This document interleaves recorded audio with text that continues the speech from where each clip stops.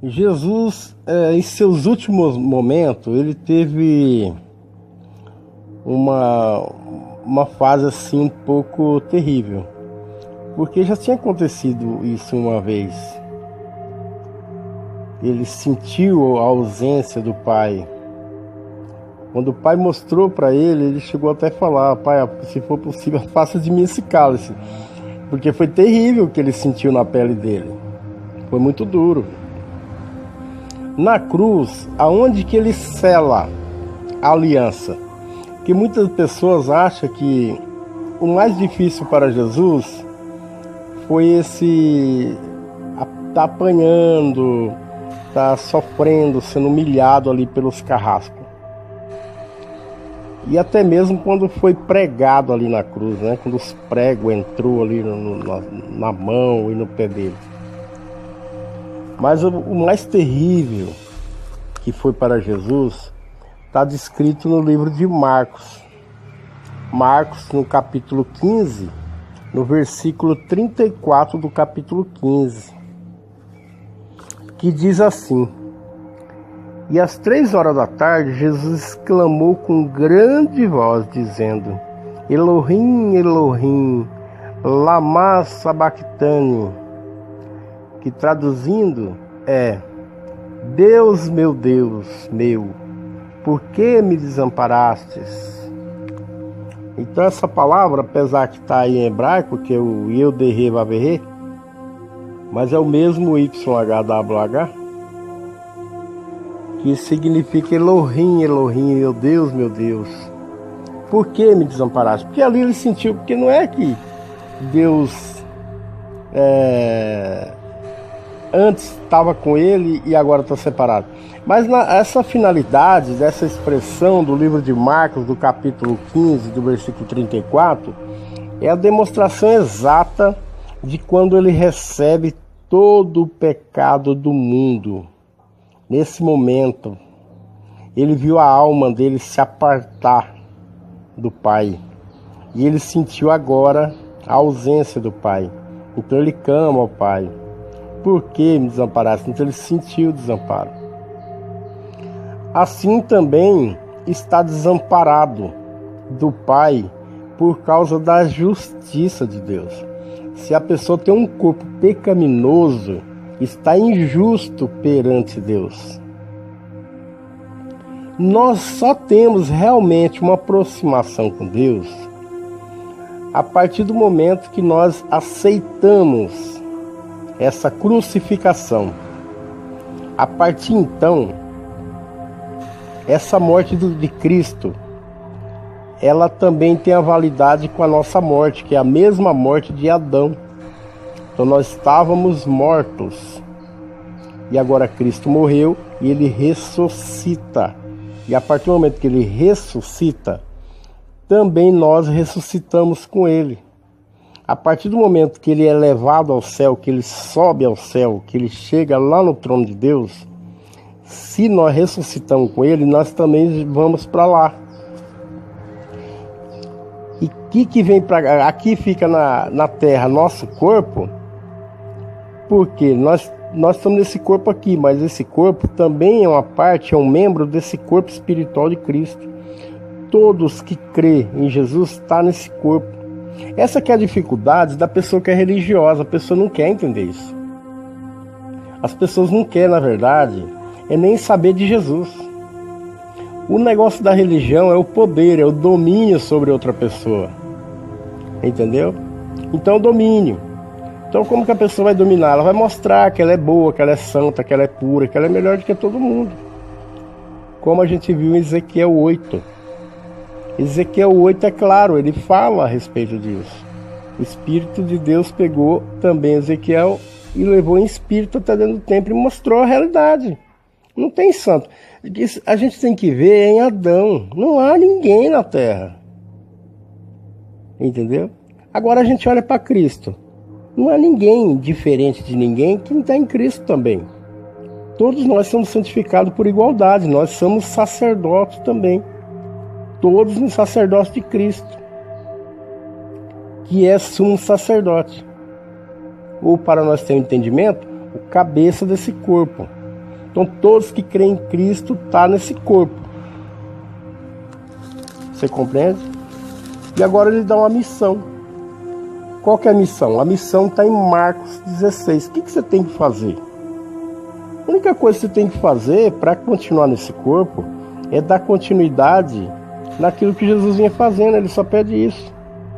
Para que não você diga para o seu irmão que ama ele, ou que ele esteja com a dificuldade, algo assim, você fala, ai, coitadinho, vou orar para você, eu vou pedir para Deus te abençoar, entendeu? E vai embora e nada faz. O que mudou na vida da pessoa? Ou uma pessoa que não tem um conhecimento de nada, que você possa ter um conhecimento, tirar ali uma meia horinha, uma horinha, sei lá, levar uma palavrinha para a pessoa ter um melhor entendimento. Você acha que custa? Mas não, é melhor a gente pagar, né? Então a gente vai no espaço que tem ali a pessoa que alugou um salão, tem as despesas, com secretário, com guarda, segurança, internet, um monte de coisa, material de higiene pessoal, limpeza, um monte de coisa que tem despesa mesmo. Custo dessa pessoa, estadia, tudo, manutenção, reforma, tudo tem. Então você vai ali, você dá uma oferta que é obrigatória, você tem que dar mesmo, como que você não vai dar? Você está usando aquele espaço, você também está dando despesa ali. Você dá uma oferta conforme a sua possibilidade e você dá também um dízimo para manter esse espaço.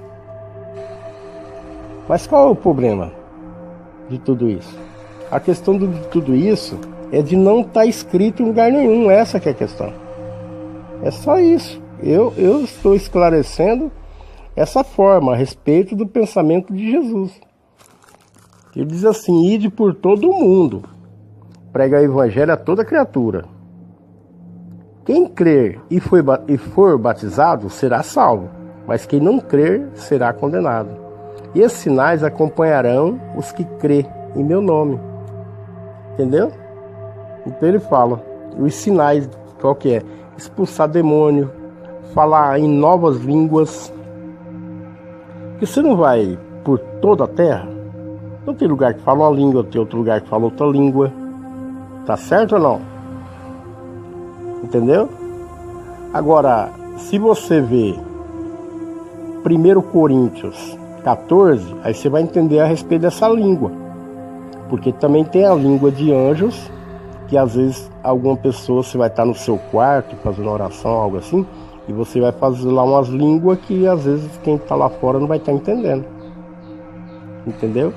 Mas por quê? Ali você está falando com o seu próprio espírito, a sua própria alma. Aí já vem as línguas dos anjos, uma língua estranha, diferente. Mas tem língua que é colocada na Bíblia que é língua mesmo. Você vai lá para o Japão, por exemplo, chega lá, você vai falar uma língua diferente. Tá? Para quem está nesse id, né, de pregar o evangelho a toda criatura. Não que você vai chegar à frente de uma pessoa, você falando português, a outra pessoa falando português, de repente você fala uma língua estranha para a pessoa que a pessoa não entende nada para que está falando. 1 Coríntios 14, só dá lá uma estudadinha, dá uma olhadinha. E qual que é o principal objetivo a respeito dos exemplos que Paulo dá? É dar orientação uns aos outros. Quem puder ajudar, ajuda o irmão que sabe menos. Tirar um tempo para fazer uma leitura, ter um entendimento. Não é mesmo?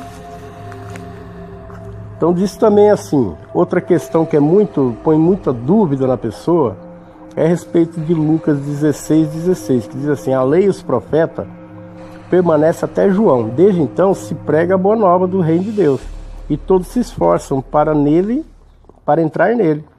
Aí diz assim no 16:17 de Lucas, mas é mais fácil que passe o céu e a terra do que se anule um tio da lei. Por quê? Porque a lei ela é santa e pura.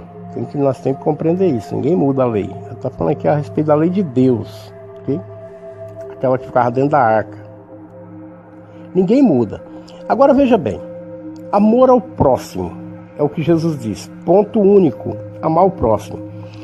Se você amar a Deus, vai mudar alguma coisa? Porque Deus, ele amou você primeiro. Quando Deus fez o homem, ele já fez por amor. Tudo que ele fez, ele disse que seria bom.